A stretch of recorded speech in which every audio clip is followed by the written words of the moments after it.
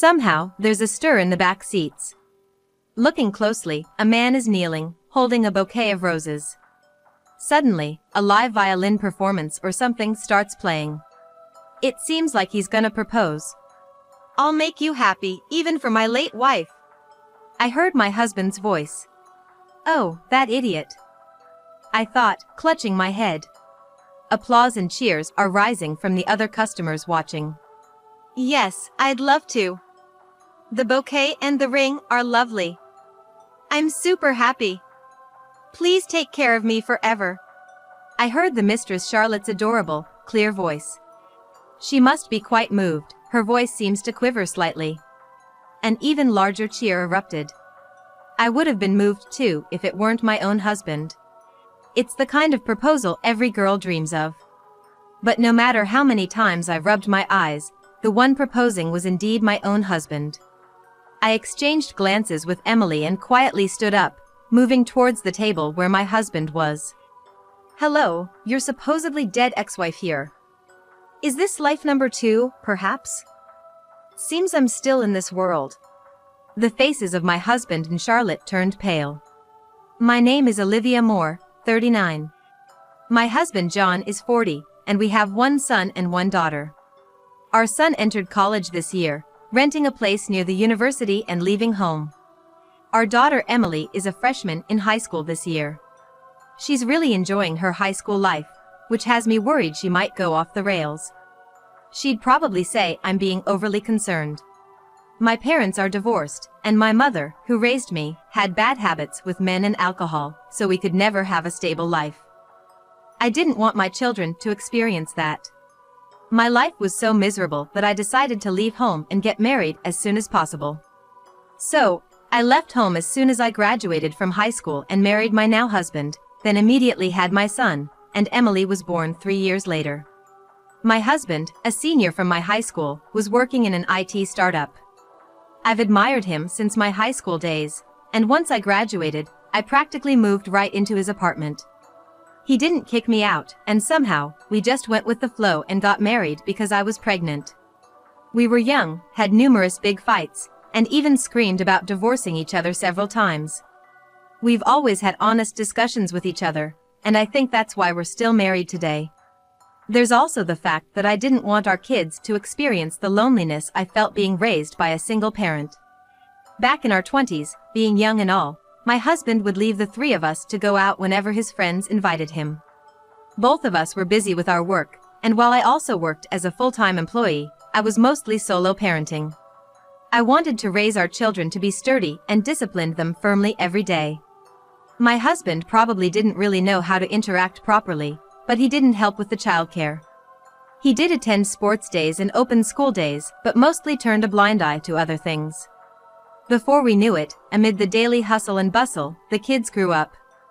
My son told me he got into his dream college and left the house. I was lonely and fell into a son-loss depression. Even when I tried to distract myself by talking to my husband, I was dismissed as annoying. Then, using busyness at work as an excuse, he started to be away from home more often. My husband, still in his 30s, was successful at work, and we lived comfortably without worrying about money, so he lived almost like a single man, juggling work and leisure. Seeing me looking lonely, Emily started keeping me company. "Mom, wanna go eat some yummy sweets next time?" I went to eat them with my friends after school, and they were super delicious. She managed her time with friends and took me out. "Emily, you sure? Wouldn't you rather hang out with your friends?" Being a high school freshman, it's the age where one tends to find their mother bothersome. Actually, when I was a high school freshman, I couldn't stand my mother. "It's okay, Mom." The other day, a friend asked me if I had an older sister. They were surprised when I said it's my mom. "Of course, you're still in your 30s. My friend's mom had her at your current age. So I thought you need to catch up on everything you missed until now." I was glad she grew up to be such a kind girl. Indulging in her words, I went out with Emily more than once a month. One day, we were walking and talking about going to eat shaved ice as usual. Emily suddenly stopped in her tracks. Thinking she'd dropped something, I asked, "What's up?" You startled me stopping like that suddenly. But Emily was frozen, unmoving. The moment I followed her gaze, I was also stunned. There, claiming to have gone to work, was my husband, walking arm in arm with a young, cute girl in her early 20s. I usually act or speak before thinking, but this time, I too was paralyzed. It felt like I was submerged up to my chest in a dark swamp. Emily was the first to move. She said, pulling out her smartphone, "Mom, we gotta follow them. We have to confirm if that's really Dad." Snapping back to myself with those words, Emily and I followed the two discreetly, ensuring they didn't notice us. "He looks just like Dad. He's wearing the same clothes he wore when he said see you to us this morning. What's the deal with that woman? Isn't she about the same age as my brother?" Emily spoke with a genuine tone of disgust. Indeed, seeing Dad walking along, all smiles with a girl about your own age, must have been pretty revolting. I felt the same way. Seeing a husband gleefully and affectionately walk with a young girl was visibly disgraceful. And I felt my anger slowly boiling within me. I couldn't forgive my betraying husband. I was absolutely gonna get revenge on the two of them. "Mom, let's go all out." Emily, too, was furious, and together as mother and daughter, we decided to strategize what to do next. Even though we witnessed my husband's infidelity, life for us three didn't change particularly.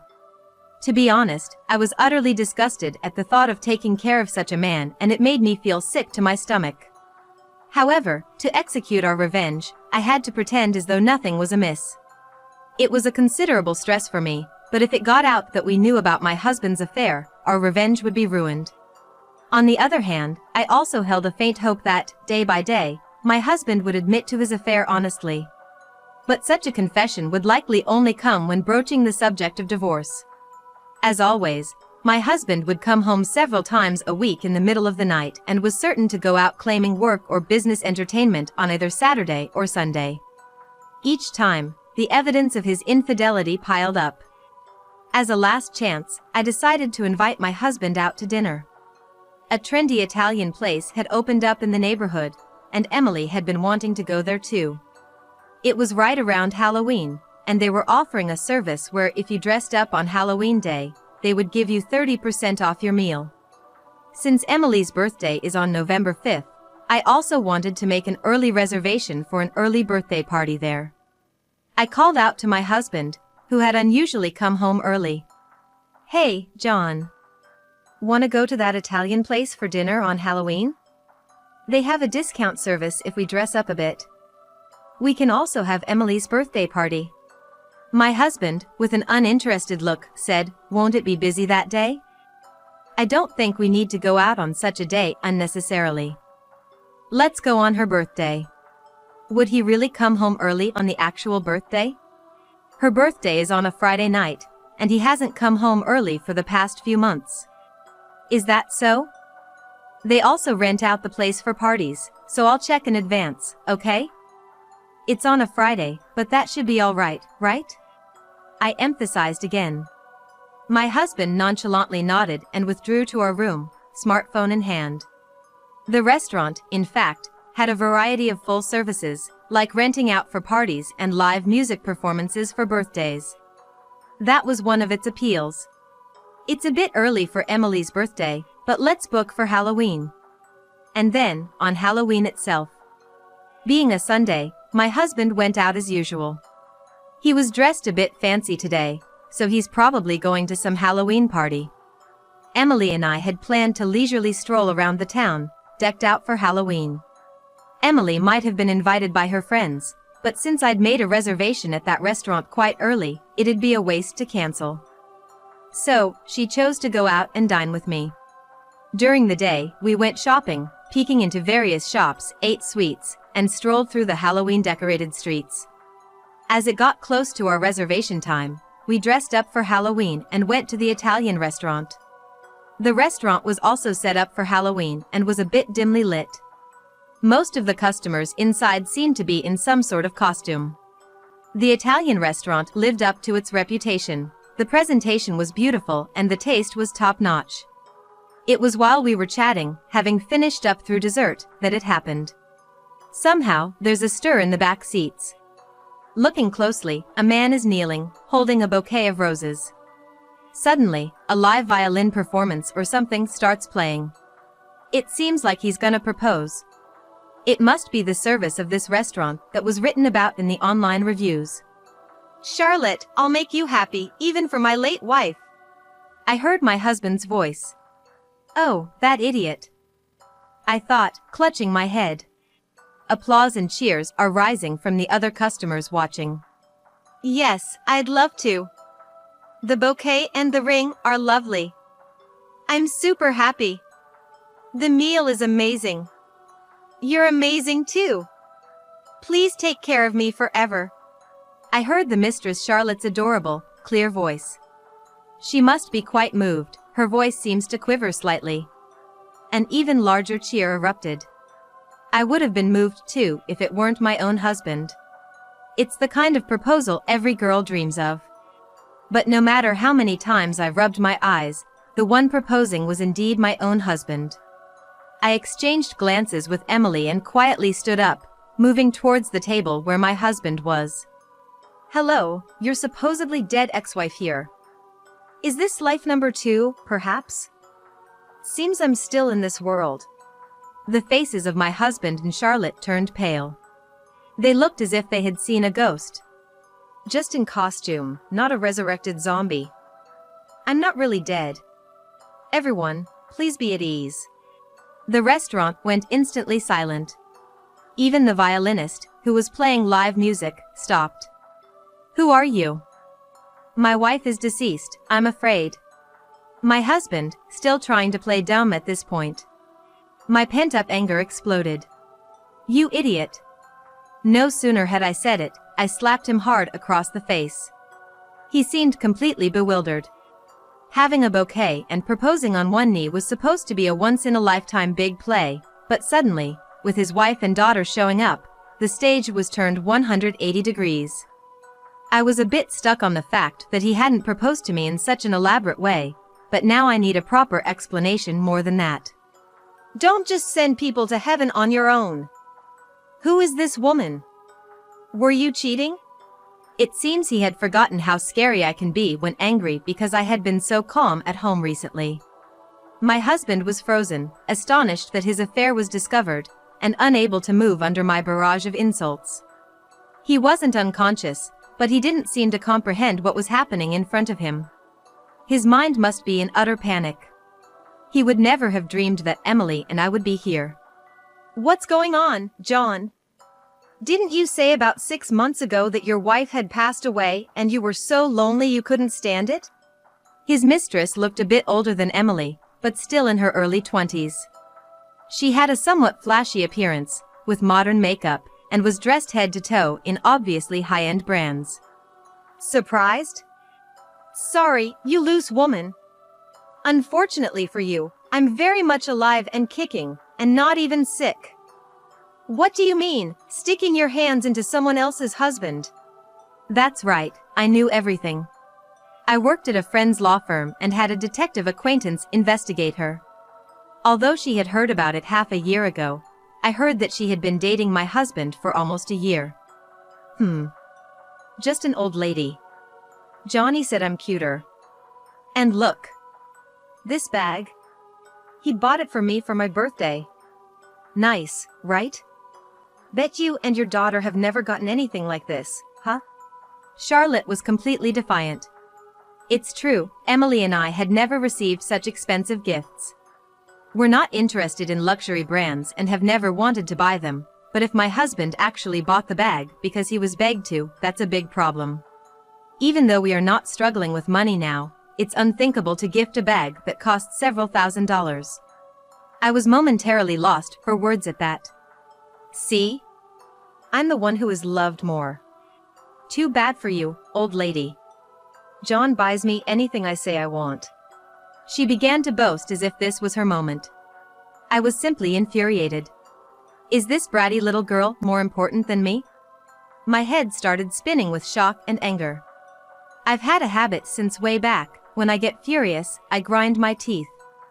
Even now, I was on the verge of grinding my teeth hard. Huh? Charlotte? You're Sophia's older sister, right? Do you remember? We played with Sophia back in the day, didn't we? Emily interjected with a surprised-sounding voice from the side. Sophia was saying she's lonely since her sister ran away from home, you know? What a coincidence to meet you here. Even Charlotte, normally so composed, was left dumbfounded. She must be surprised to be suddenly spoken to. Moreover, suddenly being acquaintances with Emily, even being called a runaway girl. Sophia that Emily spoke of to Charlotte was her best friend since she was in the 8th grade. Speaking of which, I remembered that this spring, Emily had said she was worried because her best friend's sister had run away from home. What? I don't know any Sophia, and of course, I don't know you either. You and your daughter both look like idiots. Charlotte, having come back to her senses, retorted to Emily, but she clearly couldn't hide her agitation. John! What do you think you're doing, going after such a young girl? Think about your age. It's disgusting. My husband, who had been wide-eyed and gazing around at the women's argument, was suddenly panicking, noticing all eyes on him. He probably couldn't think of how to control this situation. The excuse he must have thought of desperately spilled out from his mouth. No, well, you see. She just said she wanted to experience a romantic proposal like this once, so I just indulged her. There's no way I'm serious, right? The only one I love is Olivia. He seemed to have decided to abandon Charlotte. He probably wanted to avoid disillusioning his daughter Emily, who was watching, as much as possible. Shut up. Divorce it is. It's obvious, isn't it? What's this I love you now? There's no way I can believe that. If it were possible to knock someone down with a gaze, without a doubt, I would have knocked down my husband John and Charlotte with mine. With the word divorce out there, I became a little calmer. The other customers around us were staring at us, wondering what was going to happen. Then, a loud voice echoed. Hey! John! What the hell are you doing? It was John's company's CEO. In fact, I'd already spoken to the CEO about the situation. Having my husband's return home time and communication logs, everything was kept under control. Being the CEO of an IT startup, he was skilled in computer operations and played a crucial role in gathering evidence of adultery. I might be pretty laid back, but I believe a man who doesn't value his family is not trustworthy. Family is the only thing you can rely on in the end, not money or work. My husband knew that, and he always took me and the kids to company events. So, when I first consulted him about my husband's affair, the CEO didn't take it seriously. However, when I showed the CEO evidence photos collected by the detective and asked for his cooperation, he immediately agreed. This is a mistake. You heard what I said, right? This is all just a charade to fulfill her wishes. John tried to talk his way out of it, trying to persuade the CEO while breaking out into a cold sweat. But such superficial excuses were never gonna work on the CEO. You're so stubborn, John. I've forgiven work mistakes until now, but I can't forgive such ethically wrong behavior. My husband realized that nothing could be done and dropped his shoulders. It seemed like he finally understood that his careless actions led to the worst possible outcome. It's cowardly to propose to another woman without even bringing up divorce to me. I was thoroughly disgusted with my spineless husband. Oh well, the worst. Johnny, it's unfortunate, but goodbye. I can't get married with this going on. I'll take the engagement ring as compensation for emotional distress. Charlotte, who had given up easily, grabbed several bags with brand names on them, presumably bought for her by my husband today, and the engagement ring in its box, and promptly tried to leave. Hold on, Charlotte Taylor. There's a warrant out for your arrest on various charges. Charlotte turned around with a start. What? Mr. Detective? What have I done? Though she spoke boldly, her hands were visibly trembling, perhaps out of nervousness. A detective acquaintance found out quickly during investigating my husband's affair that Charlotte was dating many men regardless of age.